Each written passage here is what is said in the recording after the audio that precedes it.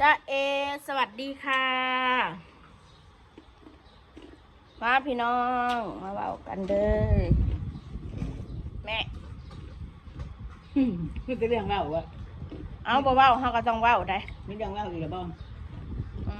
เขาบอกอันนั่นมีม้ามันไปขาบข่าวไปบอก มันขามช่องไปเว้านะแม่เพิ่นเว้าพื้นว่าแต่ขอโทษเด้อที่ถึงเบาแม็กสาวพรเพิ่นว่าเบาแม็กป้าจะบอกอะไรให้นะเป็นป้าได้แม่เป็นป้าเบาแม็กสาวพรน่ะถ้าเกิดไปเซโนแล้วไปเจอช่องแสนซับนะให้ระวังตัวไว้นะลูกนะให้ระวังตัวไว้เพราะว่าช่องมันตอนนี้คนกำลังรังเกียจมันคนกำลังโจมตีมันไม่ใช่อะไรหรอกป้าเป็นห่วงเดี๋ยวมันจะเอารักเอาเปรียบบ่าวแม็กสาวพรแต่มันเป็นหมาสอบแกงหางใส่คนนั่นแหละอีป้านั่นแหละมันเป็นหมากำลังแกงหางมันเป็นป้านะกลัวมึงควรไปลงแล้วนะอีป้ามันสอบแกงหางใส่คนอีป้าคนนี้นะมันจังว่าไปนั่นนะเขาว่ามันแกงปากใส่ส่วนตีนคนเขาว่าแบบมันนะอิจฉาเขาไปถ่ายรูปถ่ายอะไรไหมนางพรกับกันนะอิจฉาสิบ้ากูก็เป็นแฟนคลับเขามาตั้งแต่ก่อนมึงโดยซ้ำไปถ้ากูสิเว้านะเอาละเบิ่งคลิปกันตลอดเดี๋ยวเราจะกล้าว่าเนาะกลัวมันเอารักเอาเปรียบสองผัวเมียนี้คนรังเกียจมันทั้งโลกทั้งประเทศยังเบิ่งเลยยังมักเบิ่งเลยบ่แม็กนางพรนะเขาเป็นคนดังฉันจะไปเอารักเอาเปรียบเขาตรงไหนฉันแค่ไปขอถ่ายรูปเขาถ่ายคลิปเขาแค่นั้นเองใครเห็นใครก็ถ่ายใครเห็นเขาก็ถ่ายบอแม็กสาวพรนะกลัวมันเอารักเอาเปรียบไม่ต้องกลัวดอกคนแบบกูบ่เคยเอารักเอาเปรียบไผ่เด้อกูกับพ่อโตกูคือกันกูบ่เอาเปรียบไผ่ดอกคนแบบกูนั่นเอาเปรียบเลยนะกูอยู่ได้ในสังคมก็เพราะกูก็ยืนด้วยน้ำแข้งกูเองกูก็ไม่ได้เกาะกระแสผู้ใดแดกดอกกูไม่ได้ไปเกาะกระแสผู้ใดดังเข้าใจไว้ด้วยแนวว่าในเพื่อนผีเพื่อนเนาะอยู่หันกูจะบอกไว้ให้นะต่อให้ไม่มีบ่าวแม็กสาวพรกูก็มีคลิปของกูกระโด่งดังของกูเองกูสิไปรักเอาเปรียบเขาหม่องไหนเขาเป็นยูทูบเบอร์ดังเขาเป็นดาวติ๊กต็อกดังกูก็ติดตามเขาเป็นเรื่องปกติเขาเป็นคนของประเทศกูมีสิทธิ์ที่จะไปเล่นไปยังกับเขาได้นอกจากว่าเขารังเกียจกูกูบ่ไปนะถ้าเขายิงล่ะกูบ่ไปอันนี้เขาก็ทำตัวธรรมดาบ้านๆคือกันกับกูนี่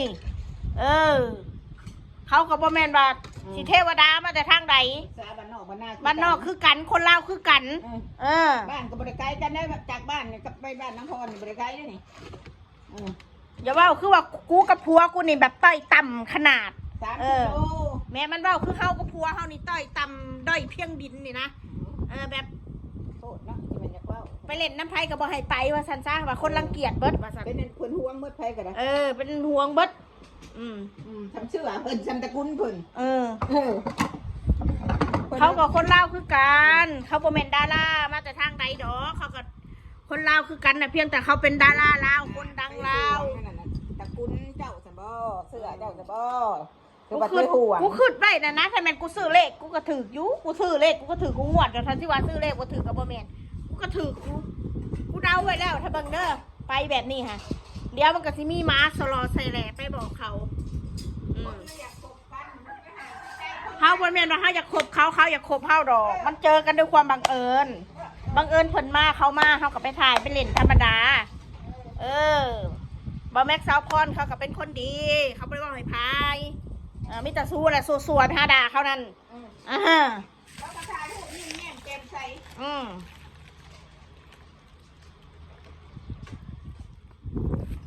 เขาก็สำคนของประเทศเขาคนดังเขาในถ่ายรูปเขาอิจฉา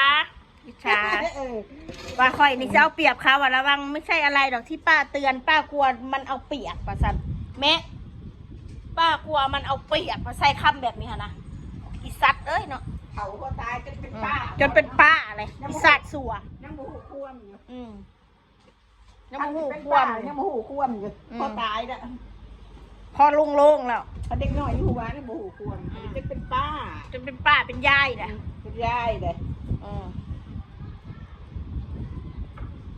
โลงสี่เหลี่ยมถามหาเลย คนแบบกูติสิไปเอาเปรียบคนโอ้ยอีสันดานเอ้ยถ้ามึงติดตามกูมาโดนนะมึงคงหูแหละสันดานกูเป็นเท่าไหร่อ่า มันใส่ไม่ว่าจะได้ว่าโอ้ยพี่น้อง ว้าวโลดแม่ ขอสอดน้ำเลยเดี๋ยว สอดโลด สอดน้ำลูกนะมันใส่ อืมว่าคือว่ากูนี่ต่อยต่ำเพียงดินนี่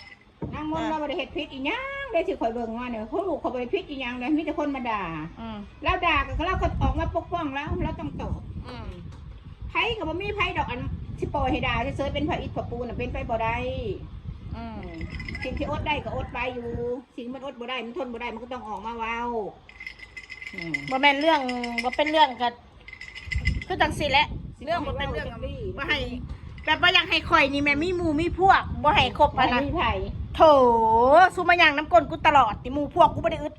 เออ บ่ได้อึดได้น่ะมาบ้านให้มืดหมู่ เออ มาบ้านตัวเองให้มืดหมู่ มีแต่คนระดับถ้าว่าทัดสิเว้าอีหลีนะหมู่กูนะเออ คนไม่มีเพื่อนมีฝูงว่าสันดะโถรู้ดีเถอะเนาะ อันที่อยู่พุ่นน่ะแม่ยกไปแต่กับผัวกับลูกไปพุ่น อ่ะเขาบ่มียอมรับจะไทยเฮาบ่สูงสิงกับไผอยู่แล้ว อยู่ซุ้มซิงเลยเนี่ย เห็นหน้าเห็นตาก็เว้าเงียบแจ่มใสธรรมดาค คน นอยู่ อื่น เพื่อนไทยเพื่อนมันไหนอยู่ไทยไม่ไปเดียวกับเป็น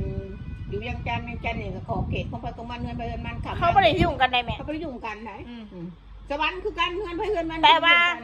เห็นว่าจังซี่แต่ถ้าไปเฮือนผัวหรือบ่หรือไปหาญาติพี่น้องผัวน่ะญาติพี่น้องผัวเขาตอนหับข่อยได้แม่ เขาก็หักธรรมดา เออเขาก็ว่ามึงว่าหัวม่วนบ่แม่นเขาสิมารังเกียจเฮาเห็นว่าเฮาเป็นคนลาว คือบ้านเธอคอยนี่ อืม หมู่คู่มั่มนี่โอ้ยโทรเอากันเลยซุ้งซิงกันขนาดได้หรือบ้านไม่ได้ บ้านเธอคอยน่ะไม่ต้องโมเมนต์ว่านะ เว้ามาได้ในว่าข่อยย่านข่อยเอาเปรียบชาวพรเบาแม็ก ข่อยก็เห็นแต่ชาวพรดอกเบาแม็กเขาก็บ่ทันได้เห็นเราเขาก็อยากเห็นเราอยู่เบาแม็กก็ได้ เออเฮาเบิ่งคลิปเพราะเฮาเห็นในคลิปบ่ต้องย่านเด้อชาวพรเบาแม็กเด้อเจ้าบ่ต้องย่านข่อยดอก คนแบบข่อยบ่เอาเปรียบไผดอก อืมเจ้าบ่ต้องย่านดอก เออ แล้วเวลาสู้เป็นเราสู้ไปเว้านะสู้เว้าความจริงนำสู้จะไปเว้าเรื่องใส่ร้ายป้ายสีกู มันด่าพ่อด่าแม่คนบ่สั่นแม่เว้า มันก็ด่าแล้ววะ อืม ต้องตัวด่าพอด่าแม่เขาพี่บ้านบ่ด่าทุกคนรู้ถือนะ อ่า แต่ยังมาด่าคนอีหมอย อ่ามันด่าพ่อด่าแม่คนบ่สั่นอีนี่นะ ใช่ค่ะ เออ ด่าโคตรด่าเสื้อคนบ่สั่นอีนี่นะ เขาบ่อยากด่าตอบ ให้ระวังตัวนะบ่สั่น คอยเท่าแล้วของคอยพาของคนคอยนะบ่อยากด่าตอบคอยนะ จะด่าเบิ่นหั่นน่ะเนาะเสื้อเหงามึงก็บ่ได้ยังกูสิด่า น้องมันได้ด่าก็ได้เราได้น้อย เพราะมึงมันเสือกเรื่องของกูเนาะก็คือจังซี่ละนี่มึงบอกกูเป็นตาด่ามึงบอกอีเท้าบอกอีเท้า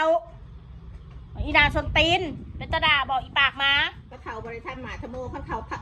ถ้าหมาทโมเขาบอกว่าโหเลยแบบนี้เขาบอกเสือกได้เรื่องคนอื่นนะเขาจะเบิ่งซื้อดูแต่ตาท่านเท่าธรรมะทโมเขาวัดเขาว่านะอันนี้เท่าคีบ้า เท่าขี้บาปเท่าอิจฉาลิษยา เท่าซ่อมแรงซ่อมง่ายเขาคั่วเขา เท่าสลอง มื้อนี้มึงกินยังมื้อนี้มึงไปใส่ มึงเลยมึงเห็ดหยัง